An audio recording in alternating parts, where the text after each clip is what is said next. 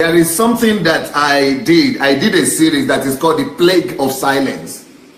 And silence I see as one of the greatest evil of the society, of our society. And that silence not standing for the truth. That plague of silence has totally dimmed out and wiped out the authority of truth. You know, in any normal society, the integrity of truth is the highest standard of, is the highest determinant of action. It is the truth that determines anything else you do. But in Nigeria, no, you cannot, even if it is the truth, you have to step down because you don't want to offend the fathers, or you don't want to. So the truth doesn't have authority.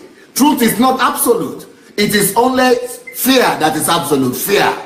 So that's why I'm saying God shows you, and I didn't talk to you before, but I just feel that because of that, you know, the ability to overcome that fear, that's what God has seen in you, and that Omotola lady, she is right on. That's why God could trust you, because he knows that you are going to say what needs to be said, despite everything. Yes, sir. Thank you very much, sir. No, I want you to address the question of fear to our listeners so that they will also lose that fear, because we need as many people as Dr. Daddy Freeze as possible. So we need to let them know that we have an issue here. Our culture is fear-oriented, not truth-oriented.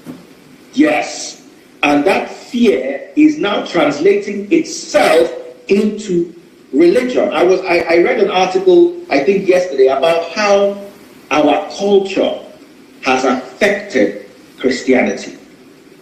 You know, our culture is that you don't question the elders. Yes. Abroad where you are, a child can question. Oh yes, free. And that is why they're so advanced. But we don't question our elders. They are elders, they are right. Why? Because they're elders.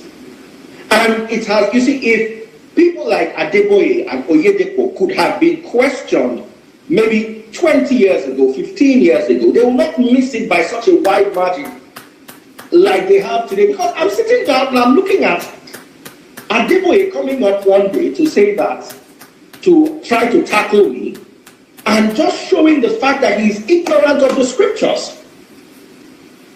And I realized that, you see, it moved because he's always wearing rose-tinted spectacles. Everybody around him loves him. Everybody around him considers him a god. So even when God stops speaking and he continues to speak, he now becomes the voice of God, but not the voice of the real God, the voice of himself as God.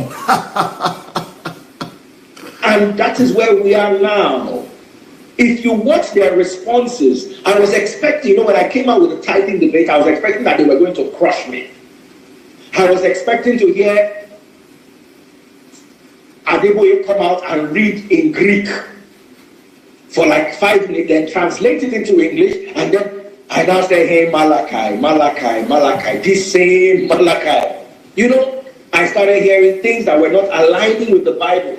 So I realized that they had gotten lost for so long, and the people who were trying to caution them then were either kicked out of the church, or look at the gentleman in government who was trying to say that after a certain age, GOs must retire.